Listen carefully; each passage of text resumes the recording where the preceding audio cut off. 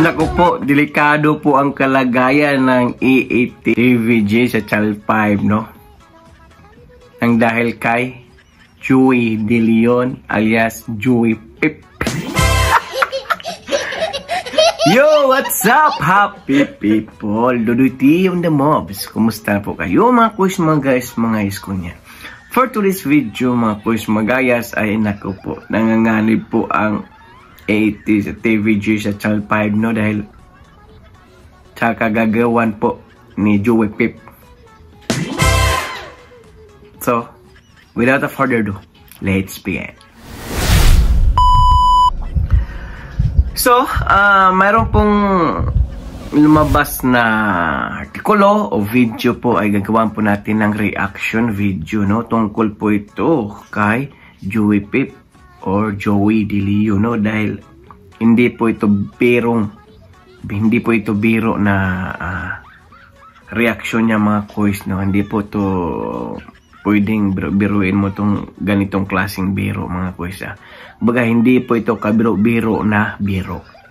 Para maintindihan nyo, ito po ang ginawa ni Joey Pip.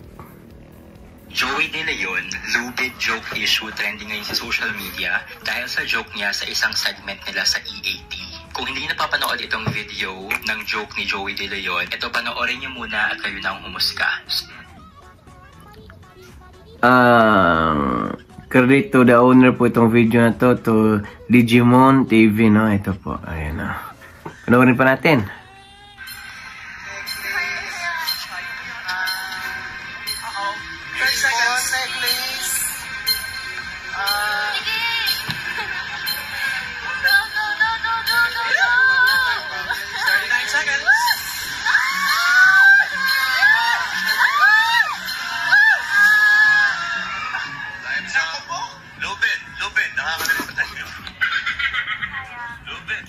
O, diba?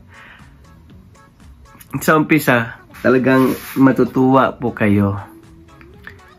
Kasi hindi nyo alam kung ano pong segment na ito eh. Ang sinagot ni Joey Pip, lubid. Kasi hindi po nakasagot po itong contestant nito, no? Ang tinanong po kasi dito kung ano yung pwedeng isusuot po sa liig. So talagang marami pong nag-react. Bakit lubid? Alam na po natin na sa panahong ito, sa mga kabataan, ay marami pong gumagawa ng ganyan. Yung nagpatiwakal, no?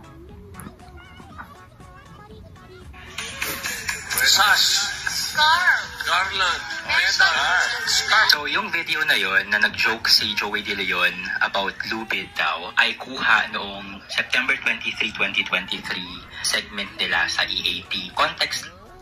Iba talaga pang mag-joke si Joey Pip, no? Ay talagang controversial. Alam po natin, ang MTRCB ngayon ay naghihigpit. Ha? Soto, baka naman! Ito yung show nila na magbibigay yung mga contestants ng 5 bagay daw. 5 bagay na sinasabit sa leeg. Para manalo ka, kailangan mo magsabi syempre ng mga bagay na kinakabit sa leeg. Like for example, kwintas, mga ganyan. Nabanggit nga ni Joey De Leon na lubid daw. Pwede daw isabit ang lubid sa leeg. And dahil doon, maraming na-trick. Oh, klarong-klaro. Yung joke niya, hindi po pwedeng ibiro-biro mo yun dahil marami pong mga kabataan niya. Alam niyo naman, halos ay manonood ngayon. Mga viewers ngayon, mga kabataan. At sa panahon ito, marami pong mga kabataan na nagpatiwakal, no? Gamit po ang lubid. Kaya, MTRCB, alams na.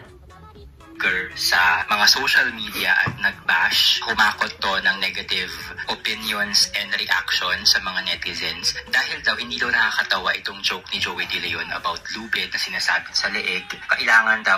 Obvious naman po hindi po nakakatawa. Lalo na pag ikaw magulang, nakapanood nun, nakarinig nun. Alam nyo ng mga kabataan ngayon, napaka-sensitive na po. Ay ma-check ng MTRCB. Siyempre, alam nyo naman na yun, hindi ko na sabihin kung ano ba talaga yung ibig sabihin ng joke na yun. Pero, very obvious naman kung para saan talaga yung... Ako na magsabi, kung di mo masabi. Saan ba gagamitin ang lubid para sa leg? Di ba? Para sa mga taong wala nang kumbaga nang wala ng pag-asa, patiwakal. O doon po yung gagamitin yung lubid. Kailangan naman, para ka naman kalabaw pag gagamitin mo yung lubid sa liig mo. Di ba? Obvious na obvious. Ibig sabihin ni Joey De Leon, bakit niya sinabi ang lubid na isasabit sa leeg? Kailan ka ba magsasabit ng leeg sa lubid mo and bakit? Correct. Diba? Alam nyo na yun. Hindi ko na sabihin dahil bawal siyang banggitin dito sa...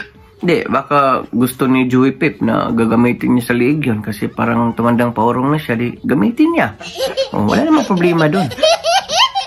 Pwede ba to? Kasi baka magkaroon ako ng violation. And ayun nga, dahil dito sa latest na issue na to, maraming netizens online ang nagsasabi na dapat daw ay evaluate ito Correct. ng MTRCB dahil possible siya for memo or for suspension din dahil kinukumpara nila ito sa cake issue ni Vice Ganda at ni Ayon Perez sa It's Showtime. And ayun nga, yung Showtime kasi hatulan siya ng 12 days suspension ng MTRCB dahil sa multiple violations. Pero yung EAT daw parang hindi ganun ka big deal yung mga violations nila na nakikita ng mga manonood. Like for example, yung pagmumura ni Wally Bayola, yung racist comment ni Jose Manalo doon sa co-host niya sa Sugod Bahay, and marami pang iba. Marami din daw Yung sinabi po dito na yung co-host ni sinabihan ni Jose ng yung itim. Yun yung kay Jose naman. Violations ang EAT pero hindi daw ganun ka big deal sa MTRCB since hindi sila napapatap. Totoo naman pong hindi talaga big deal dahil nga sino bang may kapangyarihan diyan sa MTRCB, di ba? Sino? Siguro, na.